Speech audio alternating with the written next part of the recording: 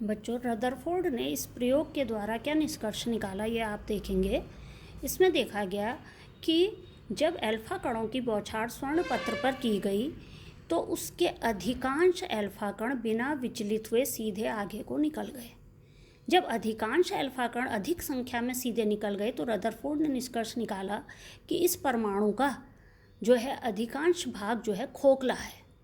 परमाणु का अधिकांश भाग खोखला है या रिक्त है या ये ठोस नहीं है,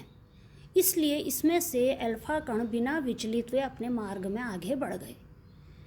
दूसरा उन्होंने निष्कर्ष लिया कि जब इनके अल्फा कण कुछ नाभिक की ओर को आने लगे तो इनमें से कुछ कण 90 से कम डिग्री पे विचलित हो गए। 90 से कम डिग्री पे तो ये अल्फा कण चूँकि हीलियम के नाभिक हैं और ये कैसे आवेशित है, धनावेशित, और अगर ये अपने मार्ग से विक्षेपित हो रहे हैं तो उन्होंने कहा कि इसका अर्थ है कि इन पर कोई प्रतिकर्षण बल कार्य कर रहा है। तो उन्होंने कहा कि इन पर प्रतिकर्षण बल कार्य कर रहा है तो इसका मतलब उन्होंने कहा कि परमाणु के अंदर एक ऐसा कोई छोटा सा क्षेत्र है, सूक्ष्म क्षेत्र, जिस पर धन आवेश होना चाहिए,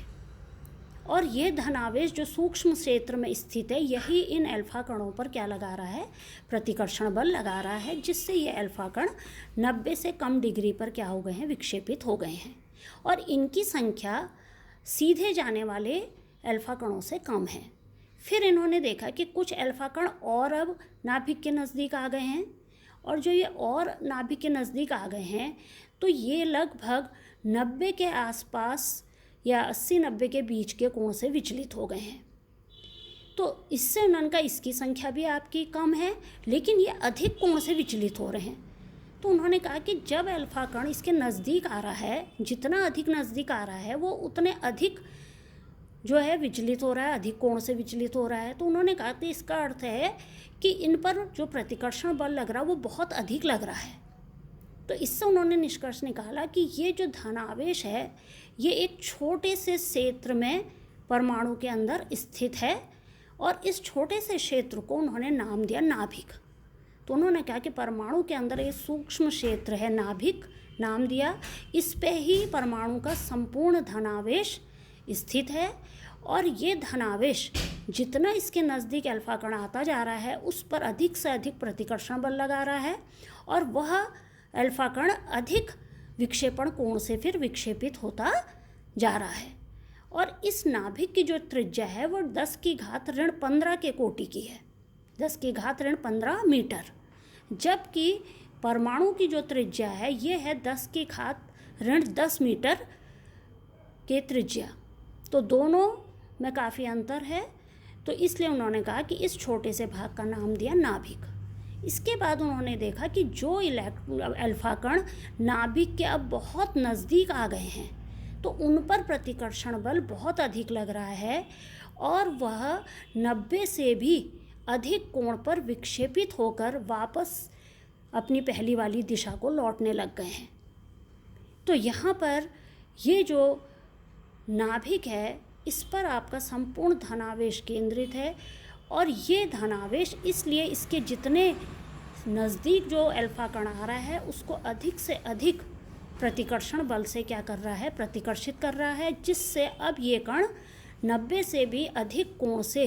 विक्षेपित होकर वापस लौटने लग गए, और ऐसे अल्फा कणों की संख्या सबसे कम है। तो ये मैंने ग्राफ से पहले ही बता दिया आपका कि जो सीधे जा रहे हैं अल्फा कण उनकी संख्या सबसे ज़्यादा है, जो कम डिग्री में आपके विक्षेपित हो रहे हैं उनकी संख्या इससे कम है, जो और अधिक डिग्री से विक्षेपित हो रहे हैं इनकी संख्या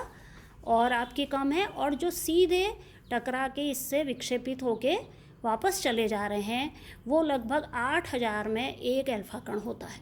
तो ऐसे बहुत कम अल्फा कण हैं जो कि इस नाभिक से टकराकर वापस अपनी पहली दिशा को लौट जाते हैं, ये लगभग 8000 में एक है। तो 3 निष्कर्ष तो रदरफोर्ड ने परमाणु के बारे में ये अपना मॉडल दिया। अगला उन्होंने कहा कि इस मॉडल से हम कूलाम के नियम को भी बता सकते हैं, क्योंकि यहाँ पर परमाणु के लिए कूलाम का नियम भी लागू हो रहा है। कूलाम के नियम के अनुसार क्या है, आपने पढ़ा है कि दो आवेशित कणों के बीच एक वैद्युत बल कार्य करता है, जिसका आपने फॉर्मूला पढ़ा था F = 1/4πε0 Q1 Q2/r²। तो ये वाला जो आपने फॉर्मूला पढ़ा है, तो यहाँ पर भी अल्फा कण भी धन आवेशित है, और हमारा नाभिक को भी उन्होंने बताया कि इसके केंद्र में क्या है, पूरा धनावेश स्थित है। तो इनके बीच भी आपका क्या लग रहा है, एक प्रतिकर्षण बल लग रहा है, क्योंकि दोनों क्या हैं, समान आवेशित हैं, तो प्रतिकर्षण विद्युत बल कार्य कर रहा है। तो यहाँ पर ये देखा गया कि जो कण सीधे निकल गए अल्फा कण, इसका मतलब उन पे सबसे कम प्रतिकर्षण बल कार्य कर रहा है, और जो कण नाभिक के नज़दीक आते जा रहे हैं उन पर अधिक से अधिक प्रतिकर्षण बल कार्य कर रहा है, जिससे कि वो अधिक कोण से विक्षेपित हो रहे हैं। और यही हमारा कूलाम का नियम में भी है कि बल जो है ये दोनों आवेशों के बीच के दूरी के क्या है, व्युत्क्रमानुपाती है। तो जैसे जैसे नाभिक से अल्फा कण की दूरी बढ़ती जा रही है तो प्रतिकर्षण बल घटता जा रहा है, और जैसे जैसे अल्फा कण और नाभिक के बीच की दूरी कम होती जा रही है, अल्फा कण नाभिक के नज़दीक आता जा रहा है, तो उस पर लगने वाले बल का मान बढ़ता जा रहा है। अर्थात ये बल यहाँ पर परमाणु के लिए ये जो है कूलाम का नियम जो है पूर्ण तरह से लागू हो रहा है। इसके पश्चात उन्होंने ये प्रयोग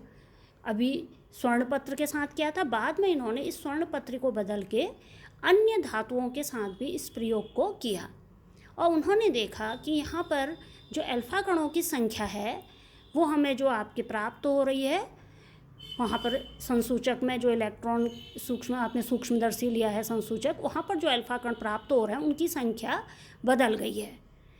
तो अलग अलग भारी धातुओं को लेकर बार बार प्रयोग किए गए, और हर बार देखा गया कि अल्फा कणों जो आ रहे हैं विक्षेपित होकर उनकी संख्या बदलती जा रही है। तो यहाँ से भी उन्होंने निष्कर्ष निकाला